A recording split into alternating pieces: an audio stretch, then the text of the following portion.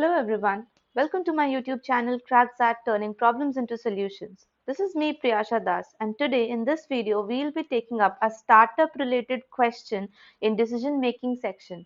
This is a previous year paper coming in XAT 2008, so we will try to understand it and read it carefully and give the correct answer. Now, before I actually jump into reading the passage and getting the answer, I would tell you what is the common thing which is observed in all the decision making passages and questions. We try to figure out the most logical, rational answer, and this is something which I have mentioned in my previous videos of decision making as well. But this passage is what I specially selected because I wanted to show you that sometimes we might go off track and select an answer which might not seem to be the most profitable, might not seem to be the most logical, but yet is the correct answer with respect to the passage. And I will also show you how the passage will give you hints that you are not supposed to go through the most profitable or most logical answer the way out. Let's see, let's read the passage. Seema was a finance manager in an MNC and felt that gender discrimination at the workplace hampered her career growth. So we can see that earlier, it's just a little bit of history for Seema, and this might help us in future. So that's why we'll just note it down that Seema is a finance manager and she is experiencing gender discrimination. Frustrated, she quit the job and started a company. So you can just imagine the level of frustration or the level of gender discrimination she faced, because of which she quit her job and started her own company. While starting her company, she decided that she will have equal proportion of the male and the female. That's the most important line of this entire passage. Over the next 6 years, Seema emerged as a very successful entrepreneur and expanded her business to 8 locations in the country. However, Seema recently started facing an ethical dilemma. Now, what's the dilemma she is facing? Because she realized that female employees were not willing to travel across the cities and work late hours. So, these are the two problems which she realized with the female employees as the work required them to do. Male employees did not hesitate undertaking such work. Seema started to feel the pressure of reducing the proportion of female employees. On the other hand, she is aware. Now, this is the hint I was talking about. You can see in the passage that not only in the beginning it is mentioned that she started the company with the goal of having equal men and women, but at the end of the passage also it is again pointing out that she is aware that equal representation was the strongest reason for her to have founded the company. So, what should she do as a conscientious female entrepreneur? Now, I'll just tell you one thing, two things. One, which gives you a hint that you are going to take a logical solution, but at the same time, you are not going to forget the fact, the reason, the standpoint of starting this company. The reason for starting this company was simply the gender discrimination, which she wanted to avoid in her upcoming company. That's why she left her previous company and started her own company. And second thing is, which is making you a bit confused. Now, what is the confusing line? What would you do as a conscientious female entrepreneur?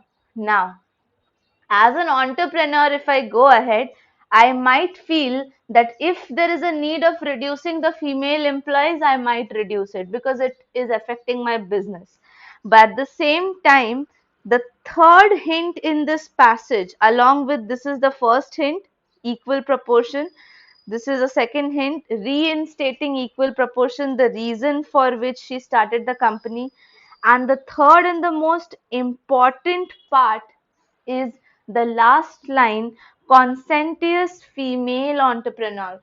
Paying attention to the word female in itself denotes the fact that the answer to this decision making question will not be a logical and a profitable one. If I go ahead for a profitable answer, I might reduce the number of female employees as I see in option B. So let's read the options carefully once and then we'll discuss over it.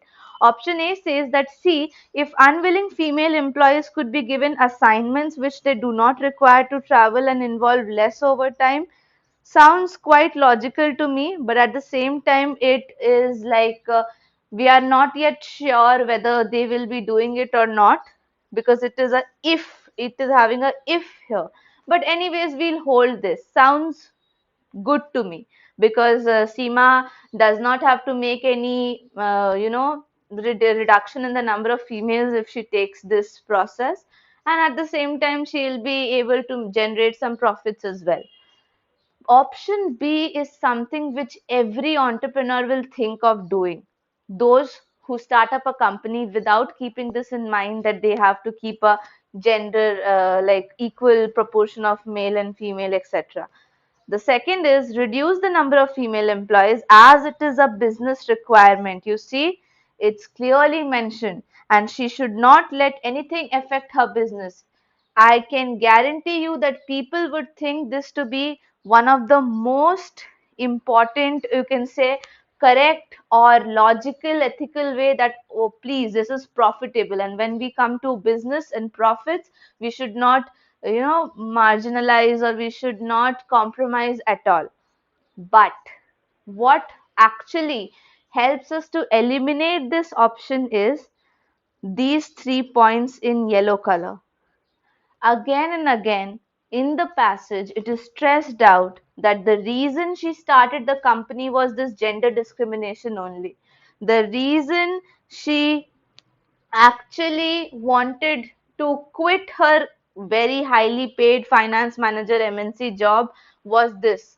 So again, going on that same level, in the same way as her previous MNC did, was never ever going to be ethical on the part of Seema. I know the profits are hurt. I know when it comes to business, we should look forward towards making maximum money.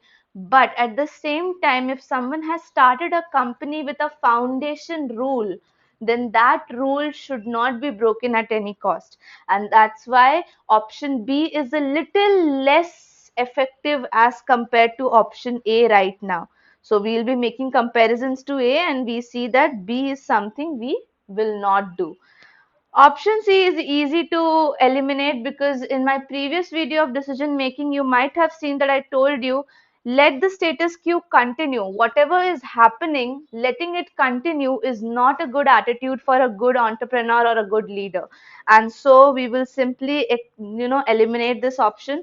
Option D says, henceforth, hire only male employees, never going to be happening, because this would again disbalance the proportion of male and female in her company, which is not going to be what she actually started the company for. And the last one is she should close the business. This is just a disappointed act to do, which should never be the case. Running away from the problem is never the solution in decision making passages, and so the last three options are really easy to eliminate. The major discussion or the major confusion was between A and B, and I just told you this in the beginning, that sometimes when you see that a lot of emotion is attached in the passage, you see Seema's emotions, the reason she started a new company, the reason she has, faced the problem she has faced, all these connect us with the emotions of Seema. And the emotions of Seema clearly are to be kept in mind while answering the question in this passage. So profit is not everything over here. We also need to keep in mind the emotions with which the company was started. And so option A would be our correct answer in this question. I hope you like this video, guys. If you do, then please hit that like button, subscribe to my channel, and share it with your friends. I'll come up with more decision making videos where I'll be covering up the previous year questions only, but I'll try to categorize it in different ways, so that you get to know the different terminologies, or you can say the different words being used in the decision making passages, so that it's easy to grasp. So until we meet again, please take care, and thanks for watching.